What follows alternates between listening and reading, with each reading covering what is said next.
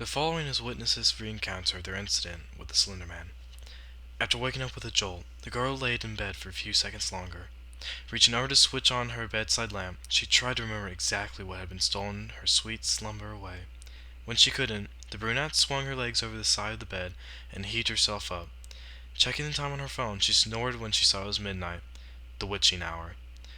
Knowing that sleep would only evade her, she left her bedroom for the kitchen, a good cup of coffee on her mind.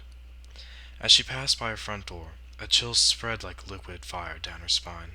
It's only winter, she told herself. Focusing again on the coffee plan, measuring out scoops, water, and preparing her cup kept her occupied. But as the dark liquid boiled, she had nothing left to keep her mind from wandering off.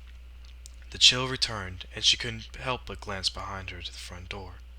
It stood there innocently enough, just like always. The deadbolt was still in place, and she could see nothing amiss with it. Turning back to her coffee, she did her best to forget about the feeling. With her cup in hand, she stood back towards her bedroom. As she always walked by the front door, she decided that a quick glance out the peephole would help calm her restless thoughts. The chill worsened with each step that she took towards the door, and further away from safety and warmth of her blankets. She pressed her empty hand against the cold metal door, and took a deep breath before leading her eye to the peephole. At first, she could only see an inky blackness, and somehow seemed to swirl in itself. When she blinked in surprise, the void melted away. She wished it hadn't. In its place, there stood what she could only guess was once a man. The limbs were long and inhumanly awkward, with bulky joints branching off into several arms, not unlike the branches of a tree. The creature was draped in a black suit, somehow making the thing more nightmarish to her. The icing on the proverbial cake, however, was what passed as the hellish thing's face. It was though as her mind blurred the ghastly image to spare itself further shock and horror. She shoved herself away from the door. With the hand still pressing again, the scalding mug of coffee fell, the liquid burning her bare legs as she fell backwards and tried to crawl away from the door.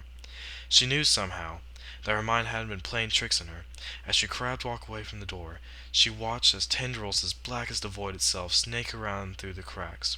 The girl was trapped between the instinct to flee and the gut feeling not to turn her back on the door. When the door jolted, the urge to flee overcame her, and she slipped in the burning liquid as she tried to make it back to her room. She knew deep down that she was trying to trap herself in a corner, but she had gone away from the door. The girl was halfway down the hallway when she heard the previously locked door creak open. She screamed and slipped into a wall, cracking her chin on it and stunning her. After that, there was only blackness. "Nicole!" A warm male voice snapped the woman out of her trance. As she turned around, she was met by one of her sister's doctors. She nodded, not sure if she would say anything, or even if she could find her voice if she did have something to say. That morning, she had gotten an urgent phone call from the hospital, saying that her sister Lindsay was there. Before they had even let her see her, the doctor had pulled her off to the side and insisted that they talk about her and what might have happened. Phrases like self-inflicted and assault had been thrown around, and Nicole felt her mind reel. She hadn't fully understood what they had been saying all until she had saw Lindsay with her own eyes. Her little sister had a bandage wrapped around her head, covered both of her ears as well as her eyes. They said it was to keep her now deadened eyes from drying out, and to keep her infection out of the wounds Lindsay had made to her ears. The doctors had guessed that either she or someone else had jammed a pencil into them and kept her off balance, or to deafen herself against something. There was the mix of first and second degree burns on her hands, legs, and feet, for what assumed to be the coffee her neighbors found slipped all over into the entry of her apartment.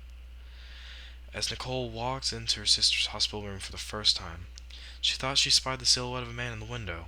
That, she knew, was impossible. Her sister's room was on the third story of the hospital.